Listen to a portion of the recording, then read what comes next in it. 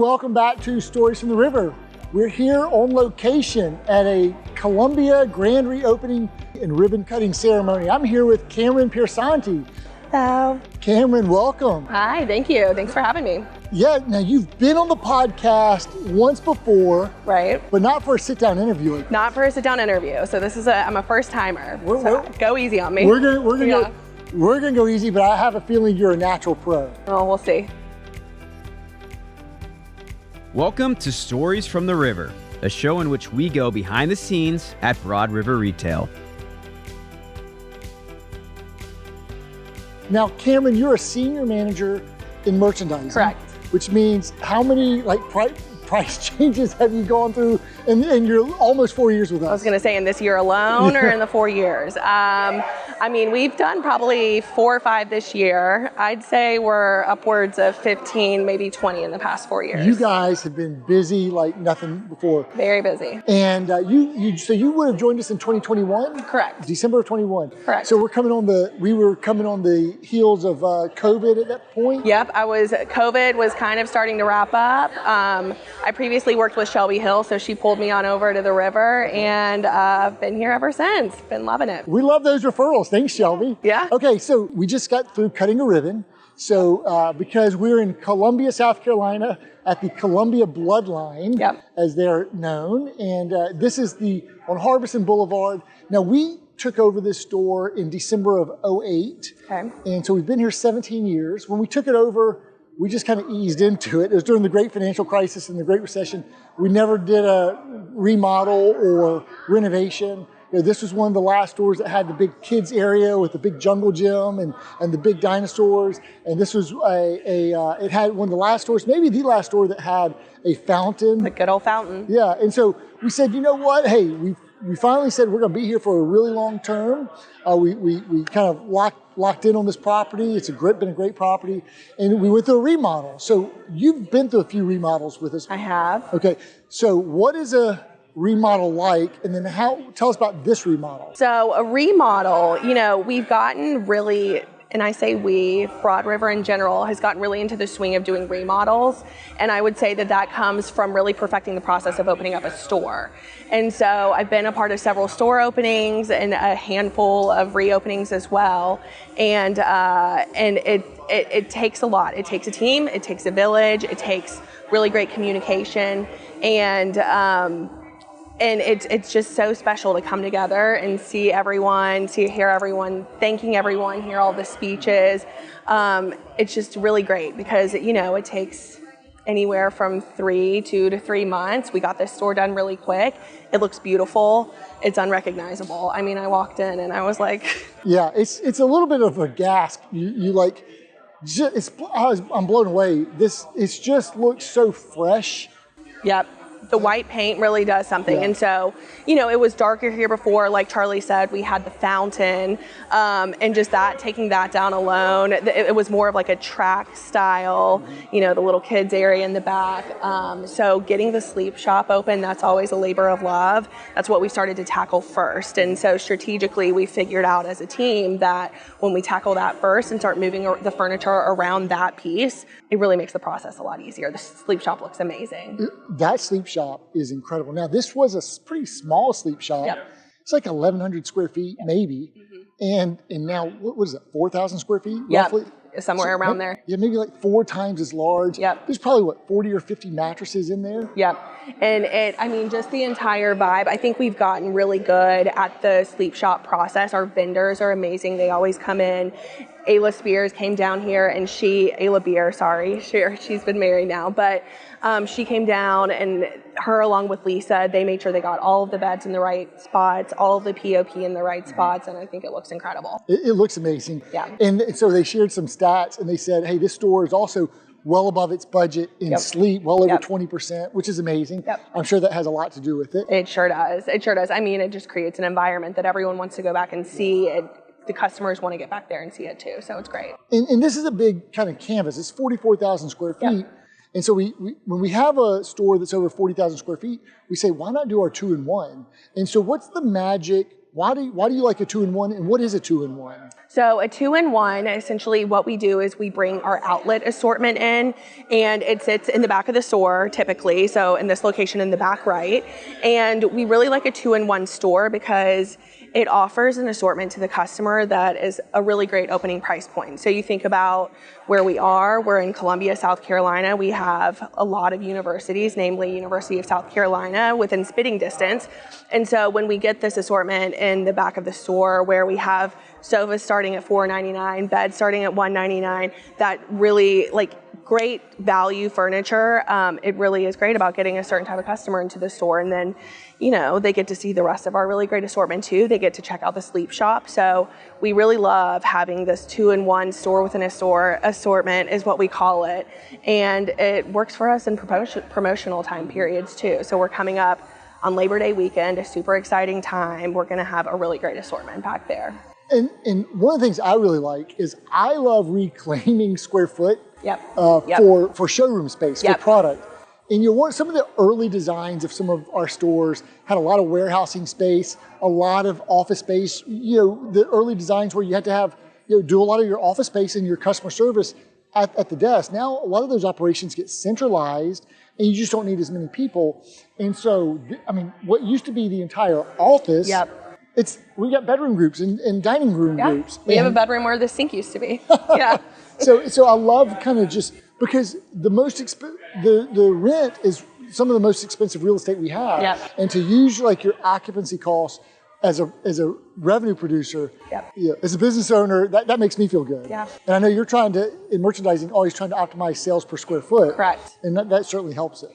And we're always, change is always the constant in retail. And so with all of the new programs that are being launched by Ashley, it really makes the way that we flex certain environments, is what we call them, it makes it a little bit easier. It makes the product flow. So we're really excited. We have some of the newest programs. We have Mod Max set up over there. We've got a great setup with Porter and Friends, and it really aligns with the 7.0 vision that Ashley has.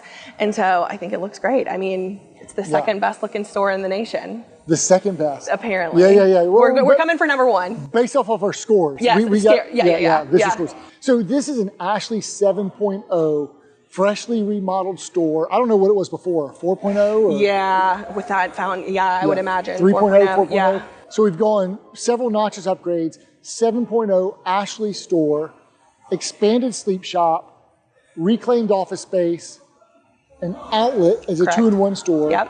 Soon you'll have the Ashley Luxe assortment set up here. So you'll go from outlet all the way to Ashley Luxe. We're super excited about Luxe. All your sleep brands and categories here. And then just the facade. It's a whole new facade. The white paint on the facade. These projects, it's interesting that you talked about, hey, we've taken what we've learned from our store openings and really kind of crystallized that and put it into our store remodel process. Say more about that. So, I've been here for almost 4 years, and even 4 years ago when I started, I think Southern Pines was the first store opening that I started with. And it went smoothly, but even since then, there are so many processes that we've tweaked, whether it comes to the way that the store is sectioned out, the order of product and the way that we bring it in, and just the entire logistical process of setting up a store. It's crazy. It goes from an empty box to fully furnished, and by 3 days it's looking like we've got a store going. And we're typically open for business and selling product by Thursday, Friday.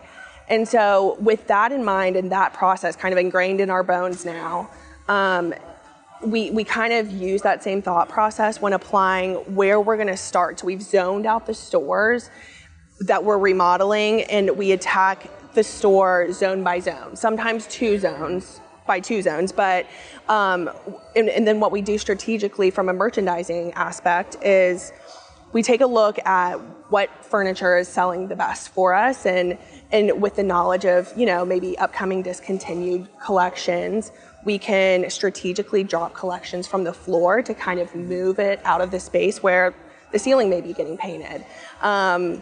Remodeling is a messy process, so we get dust and there's paint going everywhere, so we want to make sure that we're minimizing the opportunity for any furniture to get damaged. So I would say really from that store opening process, just logistically thinking of the store in different zones and applying that to this process has been the most essential. Yeah, I really like that. And I want to almost ask you how many store remodel projects you've done. I'll give you a second to think about it. I am blown away by how good the store looks. And you heard Troy Walker say, we're going to be the flagship of Broad River Retail. I mean, these guys they've got big goals, big dreams. Yep. They've got a great canvas now to go execute that. And the interesting thing about it, we've been doing remodels since Ashley introduced the 6.0 format, and we saw great ROI on that. There was one store that was a 6.5, but really went from 6.0 to 7.0, and we've really gotten behind the 7.0 format as well. But the little secret here is we call it a grand reopening. We never close the store. Yeah. You're doing a remodel while they're operating, writing business, taking orders. Not easy to do because you're zoning it off. There's dust.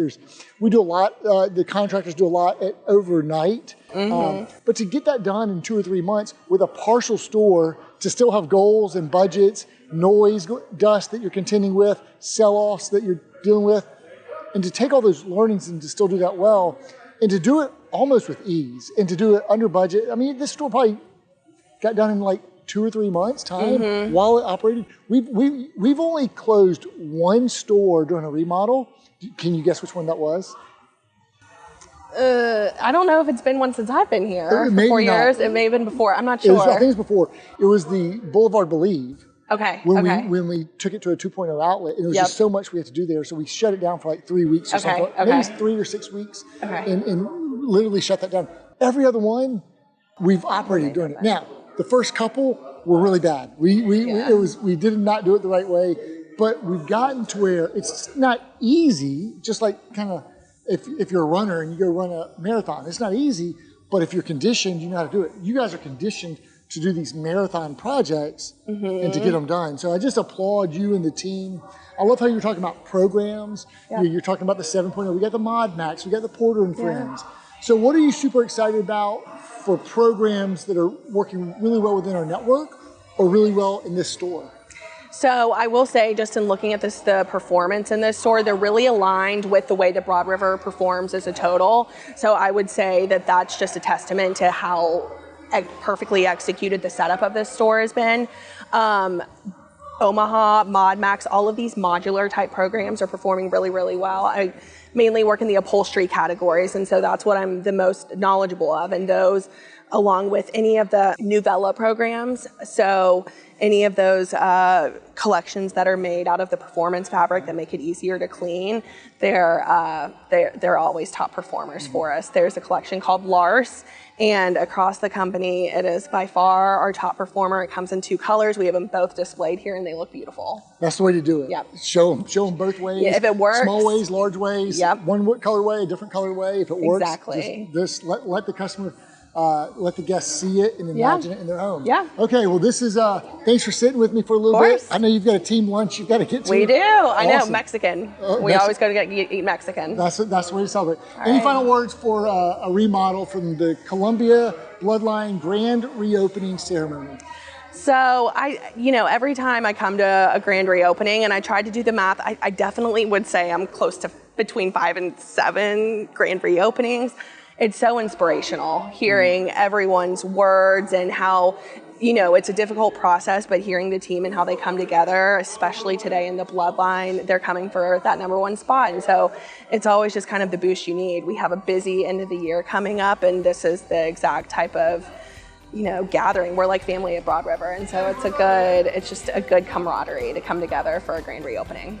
Well said. We're going to leave it right there. Hey, thanks so much for joining us here on this episode of Stories from the River. We try to bring you the freshest behind-the-scenes content every Tuesday and Thursday, wherever you log in or check out your podcast content, whether it's on YouTube, Spotify, or Apple. Thanks so much for joining us. And hey, if you're so inclined, leave us a comment, leave us a follow or a like. Thanks so much, Cameron. Thanks, Charlie. Thanks for listening to Stories from the River. To check out more episodes, visit storiesfromtheriver.com. To watch this episode, go to youtube.com/@storiesfromtheriver. Join us again next week, and remember to like, rate, and subscribe to the podcast.